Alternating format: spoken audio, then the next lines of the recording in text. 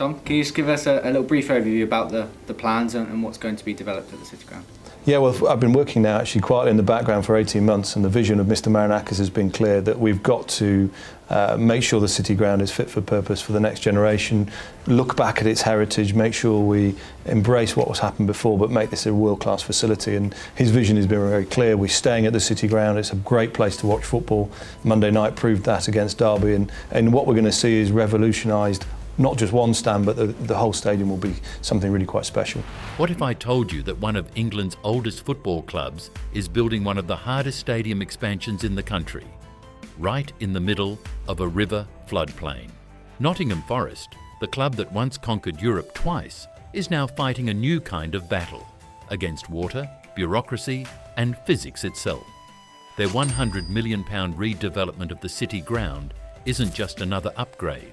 It's an engineering gamble that's already years behind schedule, tangled in politics, environmental red tape and financial risk. But here's the catch. If Forest can pull it off, they won't just reshape their future. They'll redefine how stadiums can be built in the UK's most restricted zones. This is the story of England's most difficult stadium expansion and the bold gamble that could either save Nottingham Forest or sink them. When Nottingham Forest unveiled their Grand City Ground expansion in 2019, the plan looked like a fairy tale. A sleek new 10,000-seat Peter Taylor stand, a full redevelopment of matchday facilities, luxury lounges, riverfront glass facades overlooking the Trent. The promise? Transforming one of England's most nostalgic stadiums into a modern Premier League fortress. But behind the applause was a storm brewing, one that would soon make this project infamous. The land where the City Ground sits isn't simple real estate. It's owned by Nottingham City Council, leased by Forest, and surrounded by flood-prone zones protected by strict environmental laws. Before a single brick could be laid, the club needed more than 100 separate planning permissions, drainage reports, and flood mitigation assessments. Then came the politics. Local residents raised concerns about parking chaos and noise. Environmental groups warned of flood risk from the nearby River Trent. And as delays stacked up, construction costs ballooned by nearly 40%. But Forest's owners, led by Greek shipping magnate Evangelos Marinakis, doubled down. They pushed forward with new financial models and insisted the project would future-proof the club for decades. It wasn't just about luxury seating, it was about survival. In the Premier League, stadiums are cash machines. More hospitality boxes mean more revenue. More revenue means better players. Better players means staying up. Yet every month of delay chips away at that dream. And by 2025, after more than 6 years of planning, Forest still hadn't broken ground. The team's promotion to the Premier League in 2022 added pressure. Suddenly, they were playing in one of the league's smallest venues. This expansion became more than a construction project. It became a political balancing act between city pride, environmental caution, and elite football ambition. But even with approvals finally secured, Forest's toughest challenge wasn't politics. It was physics.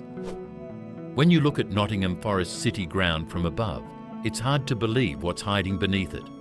Because this expansion isn't just about stacking more seats, it's about rebuilding an entire stadium on one of England's most complicated pieces of land. The City Ground sits on the banks of the River Trent, a location that's as iconic as it is problematic. The soil beneath is waterlogged, unstable, and unpredictable. For engineers, it's a nightmare scenario. Every new foundation pile has to be driven deep into the ground to anchor the new Peter Taylor stand against flood movement and soil shifting. This alone added millions to the project's cost before the first beam even went up. But that wasn't the only challenge. The stadium's tight footprint is boxed in by the river on one side and residential neighbourhoods on the other. There's no room to expand outward. That meant engineers had to build up instead of out, designing new vertical support structures that can carry thousands of additional fans without compromising safety or sightlines. The proposed 10,000-seat stand is designed to rise over 40 metres, becoming one of the tallest single stands in English football. It will feature premium hospitality suites, panoramic lounges, and a state-of-the-art media centre that meets Premier League and UEFA broadcasting standards. And because the stadium is so close to the river, designers had to incorporate cutting-edge flood defences. Think waterproof concourses, raised mechanical systems, and emergency drainage channels that can move thousands of litres of water per minute, all hidden below the seating tiers. Even the roof is a masterpiece of modern design. Using lightweight steel trusses and modular panels, it can withstand high wind loads from the open riverfront, while minimising noise reflection into nearby homes. The lighting system will be fully integrated with smart controls, allowing dynamic light shows that sync with Forest's matchday atmosphere. But the real magic lies in how it all fits together. Every section of the expansion had to be pre-engineered, prefabricated, and delivered just in time, because there's no space on site for traditional construction staging. To most clubs, this would be madness. To Nottingham Forest, it's legacy. A high-risk, high-reward gamble to create a stadium that doesn't just survive its environment, but dominates it. If the engineering holds, City Ground won't just be an upgrade. It'll be proof that even a century-old club can build the impossible, right on the edge of a river. Every stadium gamble has its heroes and its casualties, and Nottingham's £100 million expansion is no exception. On paper, the winners should be obvious.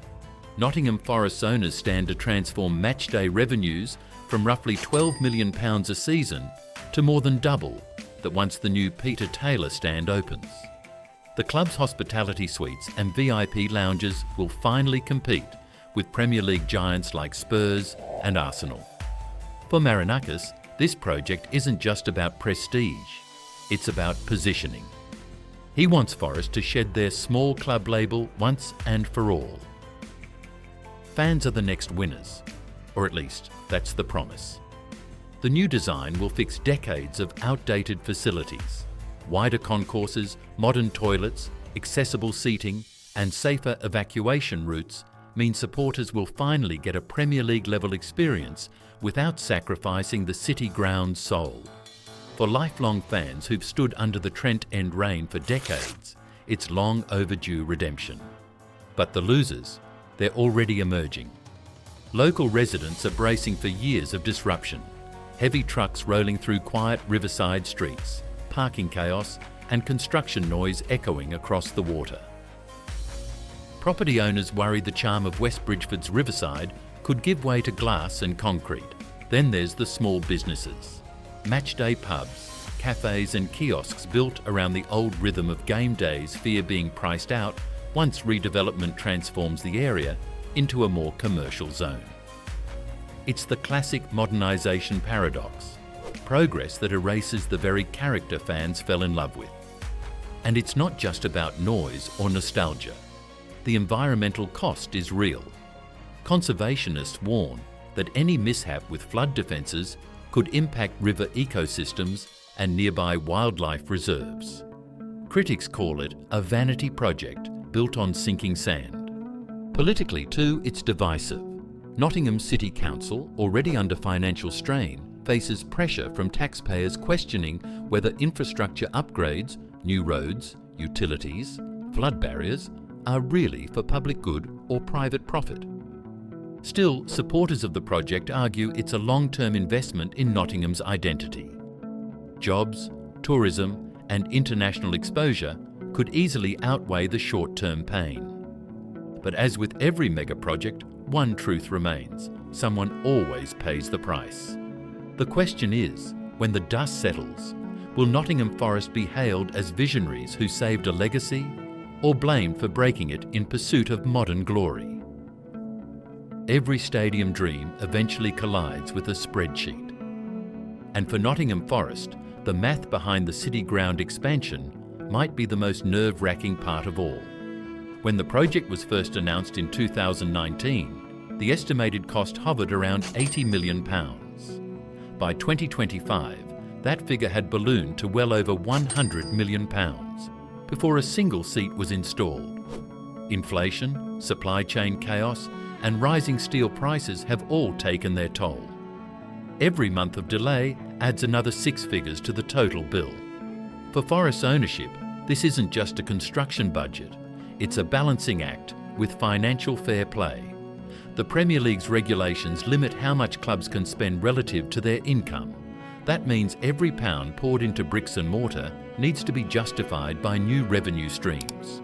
Corporate boxes, hospitality tiers, matchday events, naming rights, and year-round usage. The club's accountants are betting big on hospitality. The new Peter Taylor stand will feature luxury suites, a hotel-style restaurant, and premium lounges designed to generate constant income, even on non-match days.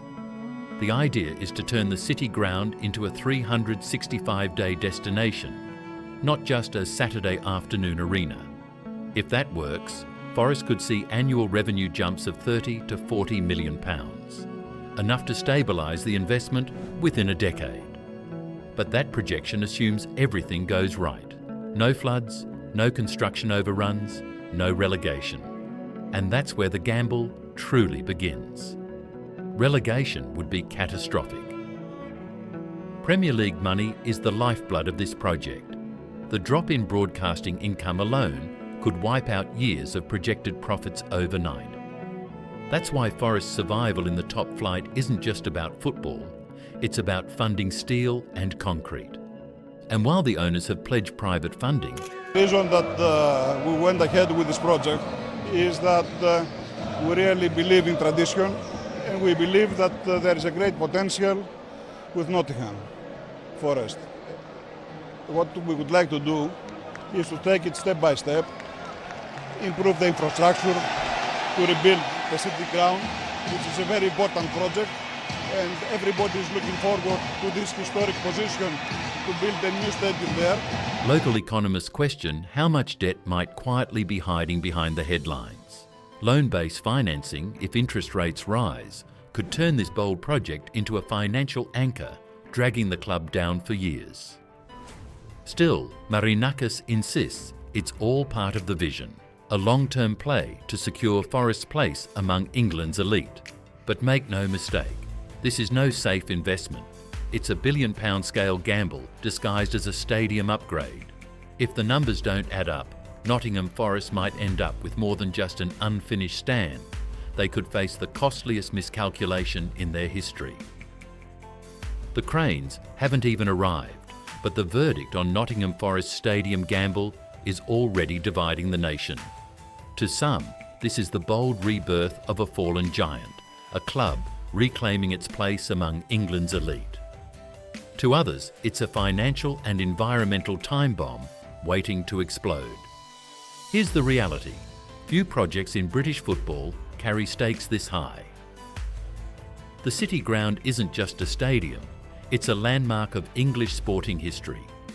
From Brian Clough's miracle years to modern Premier League survival battles, it's soaked in nostalgia. But nostalgia doesn't pay the bills, and it certainly doesn't meet 21st century regulations. Forest knew they had to evolve or be left behind. The question is whether they've evolved too far, too fast. Supporters who once stood shoulder to shoulder under the Trent End's dripping roof are now staring at glossy renderings of corporate boxes, LED lit facades, and high-end hospitality lounges. It's progress, but it's also a transformation of identity. For a club that built its legend on grit and loyalty, the new City Ground risks becoming a monument to modern football's most dangerous addiction: money over memory. Yet there's another way to see it.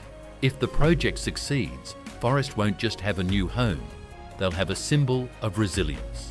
A club that refused to abandon its roots. A stadium that overcame geography, bureaucracy, and financial gravity to rise, quite literally, from the floodplain. It would stand as a testament to ambition done right, a reminder that tradition and technology can coexist when vision meets discipline. But failure would be unforgiving. One construction misstep, one budget overrun, or one relegation season could turn this dream into a cautionary tale. The English version of what happened to countless European clubs who built too big, too soon. The truth? The City Ground expansion is a gamble every bit as thrilling as the matches played on its pitch. Because in football, as in engineering, greatness often walks hand in hand with risk. And as Nottingham Forest chase their biggest win off the field in decades, one question still hangs over the River Trent like the morning fog. Is this the dawn of a new legacy, or the beginning of another English football disaster? The sun sets over the River Trent, and the old city ground glows beneath the floodlights, a symbol of everything Nottingham Forest once was, and everything it still hopes to become. But soon, that skyline could change forever. In the coming years, this quiet corner of Nottingham will become one of the busiest construction zones in England. Tower cranes will rise above the water. The stands that once shook with the chance of generations will be torn down, steel beam by steel beam, to make way for a future no one can fully predict. Will it be worth it? That depends on how the next chapter unfolds. Because what Forest is attempting isn't just renovation, it's resurrection. It's the audacity to rebuild history, to bet millions on a dream in one of the UK's most complex engineering sites. And it's a reminder that in football, ambition always comes with a price. Maybe this project will become a new British icon, proof that tradition and innovation can coexist. Maybe school children decades from now will walk along the Trent, pointing at the shimmering new stand, proud to call it home. Or maybe, just maybe, this will become another monument to what could have been, another story of how football's hunger for more swallowed its own legacy. Even now, the warning signs are there, inflation still rising, construction delays piling up, council budgets stretched thin. And in a league where one bad season can erase a fortune, even the richest dream can crumble overnight. But then again, wasn't that always Nottingham Forest's story? The impossible dreamers. The club that climbed from nowhere to conquer Europe twice. The team that turned underdogs into champions. Perhaps this gamble is exactly what defines them. Not the risk, but the courage to take it.